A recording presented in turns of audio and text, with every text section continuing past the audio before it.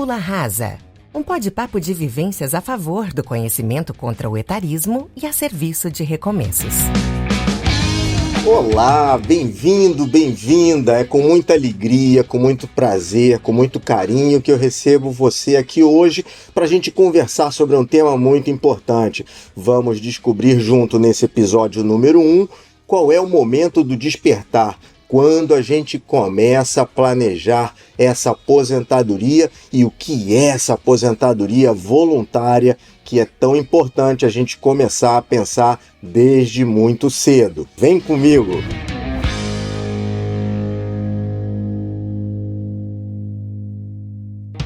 Ninguém vai nos guiar, somente o nosso desejo de chegar. Já dizia Hermann Hesse.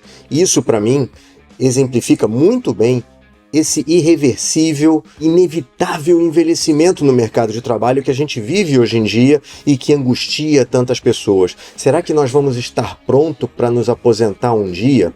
Como que faz esse planejamento? Será que é possível me aposentar de uma forma voluntária e não compulsória? Querer este poder de escolha na nossa mão é o que eu mais almejava quando eu me dei conta dessas perguntas sobre o meu envelhecimento dentro do mercado de trabalho. Eu queria ter essa sonhada liberdade e independência para priorizar a minha própria agenda um dia. O que eu precisava fazer para me preparar, para estar pronto para essa aposentadoria de recomeço? Comecei a observar muitos aposentados de várias idades que conseguiam fazer com que, nesta fase da vida, eles colocassem em prática uma agenda que eles tinham dentro deles e tinha preparado, planejado para curtir a sua plenitude, as suas realizações, as suas conquistas a partir desse momento que eles se libertavam da agenda de outros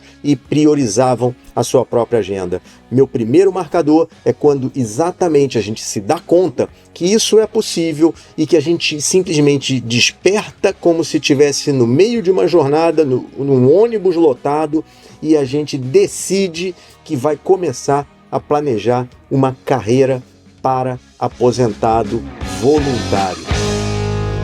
Para falar de aposentadoria voluntária e aposentadoria compulsória, a gente tem que entender uma coisa muito importante na dinâmica das empresas, que são os ciclos. E tem uma sequência. Qual é a sequência de um ciclo? Crescimento, transição, queda, transição, crescimento e assim por diante. Isso é o ciclo que vai se repetindo. E a gente começa a perceber sinais de cada uma dessas três fases, do crescimento, da transição e da queda, que impactam as decisões que as empresas vão acabar tomando. Quando as empresas estão num ciclo de crescimento, elas estão simplesmente contratando mais, estão promovendo, pagando melhores salários, enfim. Quando está no momento de transição, elas param, elas começam a tomar determinadas decisões de estabilidade. E quando está no momento de queda, bom, não preciso nem dizer, são demissões, são diminuições de carga de salário, enfim, começa a fazer reajustes, começam a vender partes de empresas que podem se dar em um país, pode se dar em uma região, pode se dar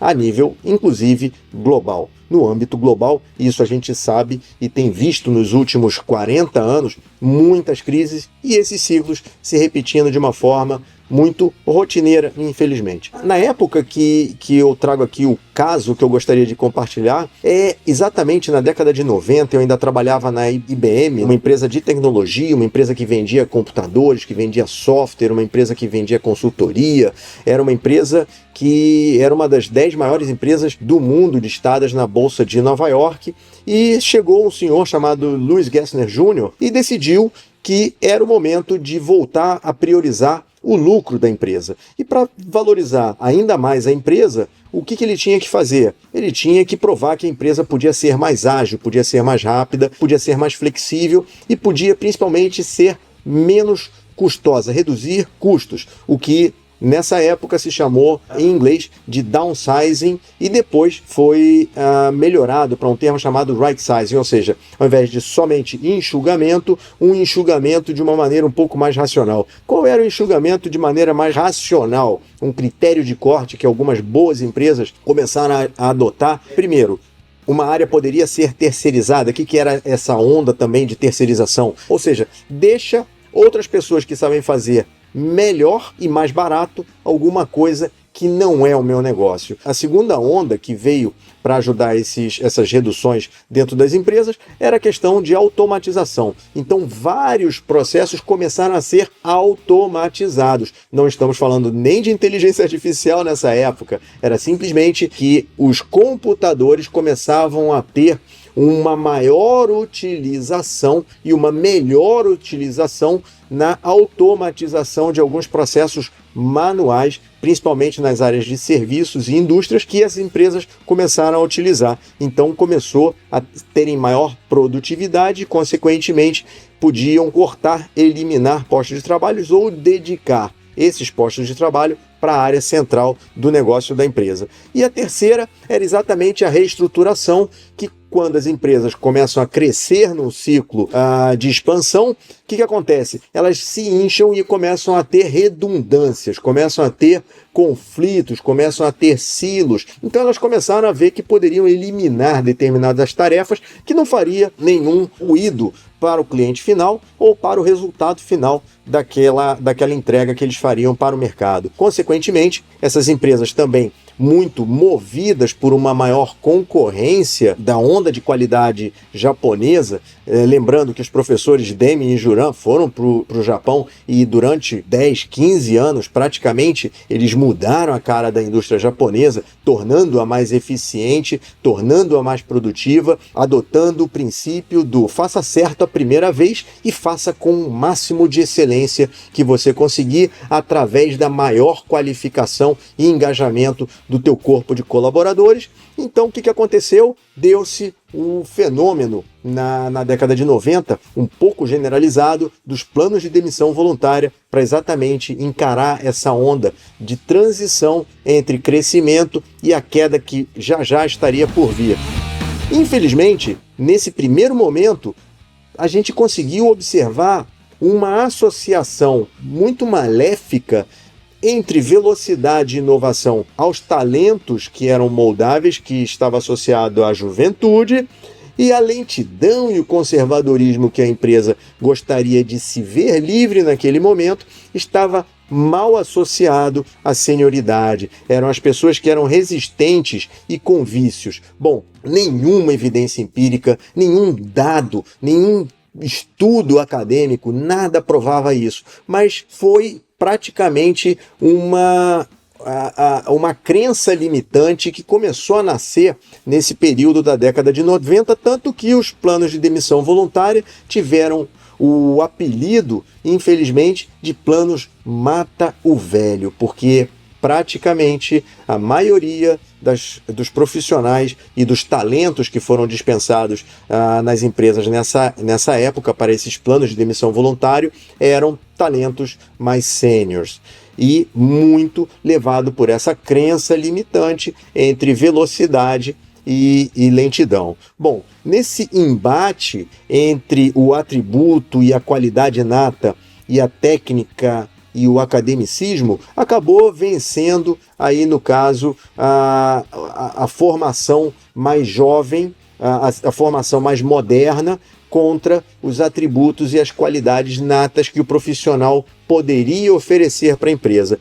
Isso acabou gerando uma quebra de paradigma que foi a questão dos profissionais que até essa data entravam numa empresa com plano de vestir a camisa daquela empresa, se engajar de corpo, alma, mergulhar numa piscina sem saber se tinha água ou não. Esses profissionais eram extremamente apaixonados pela empresa e quando se viram diante de uma situação no qual a empresa não estava mais valorizando esse atributo, essa qualidade de lealdade, esse atributo de fidelidade, esse atributo de dedicação, o vestir a camisa foi uma das vítimas do plano Mato Velho. Então, o que a gente começa a perceber é uma mudança muito grande, não só da cultura das empresas, mas da cultura dos profissionais, não só os que entravam, mas os que permaneciam dentro das empresas a partir daquele momento. Com isso, muitos profissionais que saíram sem a preparação de repente se viram numa aposentadoria compulsória. E não foi nem um pouco agradável ver colegas de trabalho, amigos, pessoas sêniores que eu admirava, que eu tinha um grande apreço por eles, estarem numa situação extremamente desconfortável, porque eles foram pegos de surpresa, não só porque não tinham lido e entendido bem esse ciclo, mas principalmente porque não tinham se preparado há mais tempo para uma aposentadoria voluntária e se viram aí no momento em que eles precisavam tomar decisões no calor do momento, e decisões com emoção nunca são as melhores decisões que a gente pode tomar na nossa carreira, na nossa vida profissional.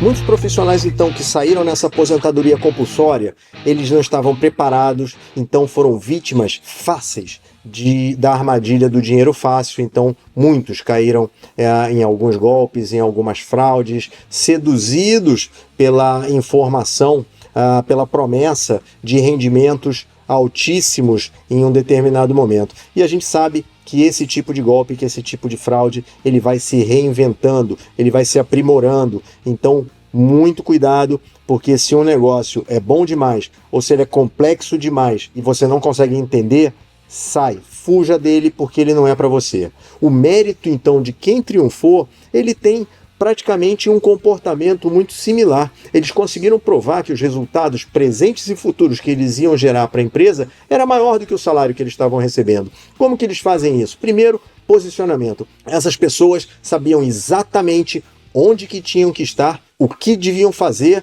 e o que deviam mostrar para a empresa, quais os caminhos que eles davam para a empresa em todos os momentos da carreira deles. Eles tinham essa visão, eles tinham essa flexibilidade de se mover de acordo com a necessidade e faziam isso de uma forma brilhante. Eles focavam principalmente o que eles sabiam fazer com excelência e se aprimoravam ao longo do tempo, eles atualizavam o conhecimento deles. Enfim, essas pessoas eram geniais em associar os atributos natos deles, de pessoas que trabalhavam extremamente bem em equipe, pessoas extremamente alegres, gostosas de se conviver no ambiente de trabalho, que conheciam o processo e não tinham uma visão de silo, integravam pessoas jovens e mais sêniores que elas para produzir na mesma modalidade, no mesmo ânimo. Eles eram aquelas pessoas que você quer ter sempre ao seu lado, né? E principalmente os clientes adoravam eles, porque mesmo que eles não soubessem a resposta, eles sabiam quem tinha a resposta, onde conseguir, como acessar aquela informação e principalmente como fazer o melhor uso dessa informação. Então, esses profissionais conseguiram se manter nas empresas e, principalmente, eles tinham uma consciência e uma maturidade para saber que a venda do trabalho deles para a empresa era mais rentoso do que qualquer outro investimento que eles fizessem fora desse negócio. O que você entende, se é do seu trabalho, continue nele e não se sinta seduzido por promessas de dinheiro fácil.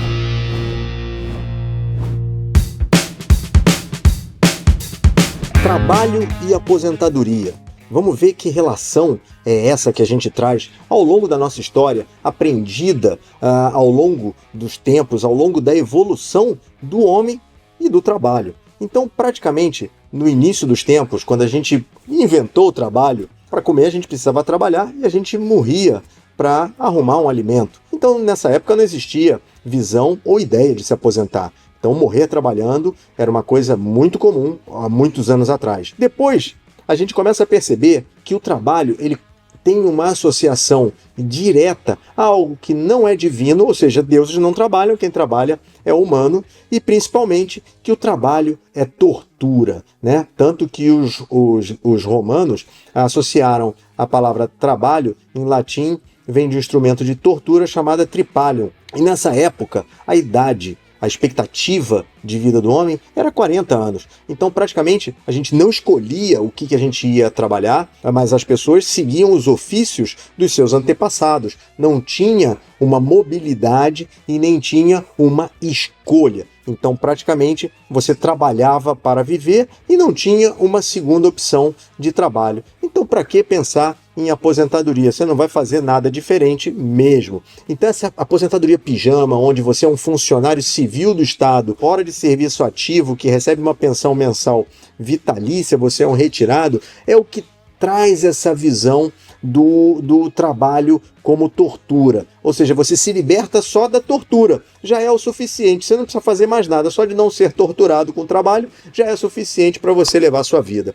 Aí vem os baby boomers, vem a geração X e começa uma fase de transição, onde eles começam a viver para trabalhar, começam a escolher onde querem trabalhar, com o que eles querem trabalhar, e tem uma paixão tão grande por esse trabalho, e vem um sucesso tão grande em fazer o que eles gostam, que se transformam rapidamente, muitos em workaholic. No Japão tem um fenômeno recente, até curioso, que é o karoshi, que pessoas que morrem de tanto trabalhar incessantemente ao longo de uma jornada praticamente ininterrupta. E a gente vê também que alguns membros das gerações mais jovens têm no trabalho como gamers um vício praticamente, onde muitos acabam tendo um óbito durante a execução da sua atividade como gamers. A geração X e Y e Z começam a mudar essa visão e trazem junto consigo uma visão de que pode ter um equilíbrio e uma sinergia melhor entre viver e trabalhar.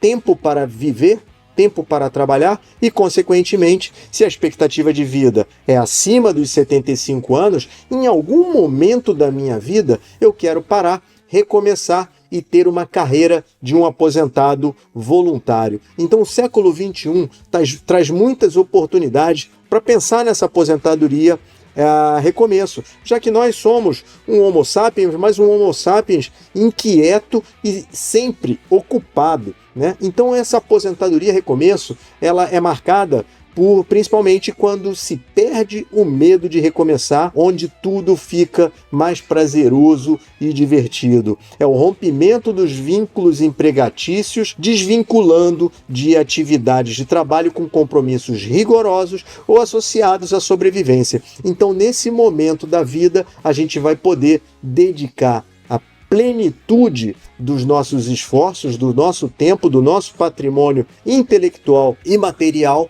a realizar essa agenda que a gente planejou ao longo da nossa carreira profissional anterior.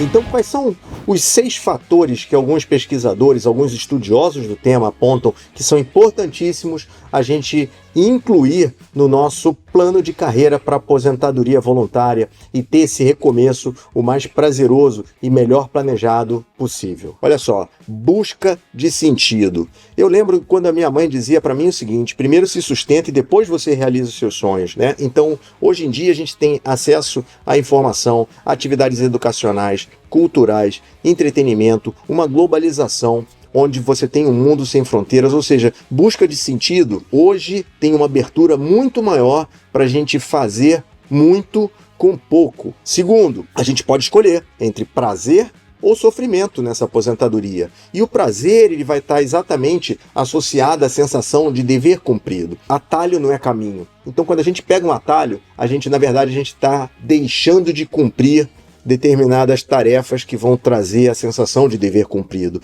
A terceira, conquista e direito. Ou seja, ele é um direito do trabalhador. De certa maneira, a gente está pagando socialmente para se aposentar, para também servir de exemplo a quem vem atrás de nós, vem depois de nós, de que existe um benefício quando se chega nessa fase. A pior coisa que pode existir para quem está começando a trabalhar em algum momento hoje é ter plena certeza de que não tem luz no fim do túnel. E nós, de certa maneira, começamos a servir como luz no fim do túnel, como modelos, como ideais para essas pessoas que estão vindo depois. A inserção e reconhecimento social, a diferença entre ser e estar. A gente é uma pessoa, um indivíduo que se formou, que tem valores, que tem um reconhecimento social pelo que você é, pelas coisas que você faz, independente da empresa, do cargo que você representa. Ali você simplesmente está.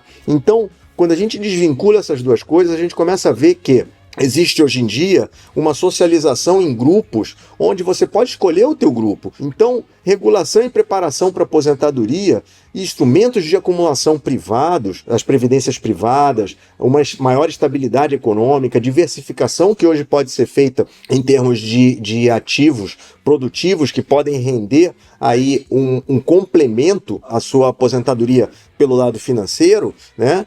Faz com que você tenha mais liberdade e autonomia para poder gozar e investir o seu tempo de uma maneira menos penosa, menos sacrificante. É que a liberdade excessiva, que antes poderia ser considerada uma fonte de muitas angústias, como dizia Jean-Paul Sartre, hoje em dia a gente não consegue ficar livre. A agenda nossa é tão ocupada, existem tantas coisas interessantes para fazer, que a gente começa a ser refém da nossa própria agenda, o que é extremamente positivo. E um dos principais conselhos que eu ouvi das pessoas que estavam aposentadas e vivendo uma aposentadoria positiva foi: continue com os seus rituais, continue mantendo uma agenda, uma rotina. Isso faz muita falta na vida do aposentado. Então eu tenho uma rotina para seguir exatamente esse conselho e está me fazendo muito bem. Saúde e autocontrole. O último fator que faz parte dessa lista, essa saúde e autocontrole, uma vez que a expectativa de vida, de acordo com os avanços da medicina, com os avanços das condições de vida que nós temos hoje em dia, faz com que a gente vá viver mais. Só que viver mais não é necessariamente qualidade de vida. Quem cuida de qualidade de vida é o indivíduo. Então, cuidar da nossa saúde, alimentação, descanso, atividade física, tudo isso daí começa a ser um ponto extremamente importante e fundamental para que essa aposentadoria tenha uma visão positiva e, principalmente, mobilidade e independência é um fator crucial para você ter um plano de carreira de aposentadoria voluntária que valha realmente muito a pena. Para encerrar, vamos para uma recapitulação rápida. Então, atenção aos sinais, as alternâncias de ciclo. Identifica que esses ciclos estão chegando. Esteja preparado para eles. Não precisa ter medo, precisa entender como que eles funcionam. Seja rápido, seja veloz em se adaptar aos ciclos. Não seja resistente a essas mudanças, porque eles vão acontecer independente de você. Então, o marcador número 1, esse ritual do despertar, significa: está na hora de começar a planejar a minha passagem, a minha transição da vida profissional plena para a vida profissional sênior. Começa o planejamento. Ninguém vai ser próspero sem trabalhar, investir e envelhecer. Lembra disso. Aposentar é um recomeço. E se é voluntário, é ainda melhor. Não espere que essa aposentadoria seja compulsória. É isso daí que eu gostaria de compartilhar com vocês hoje. E no próximo episódio nós vamos falar sobre o marcador número 2, que é um passinho à frente, por favor, que são as oportunidades, a hora de mudar, a valorização profissional, o fenômeno do desalento sênior e as falsas razões da demissão sênior. Ok? Tchau, tchau! Você ouviu Tábula Rasa com Felipe Ferreira. Acesse tabularasasenior.com.br para ouvir todos os episódios e ter acesso a muito mais conteúdo. E nos siga nas redes sociais. O Tábula Rasa é produzido pela Radiofobia Podcast e Multimídia. Esperamos você no próximo episódio.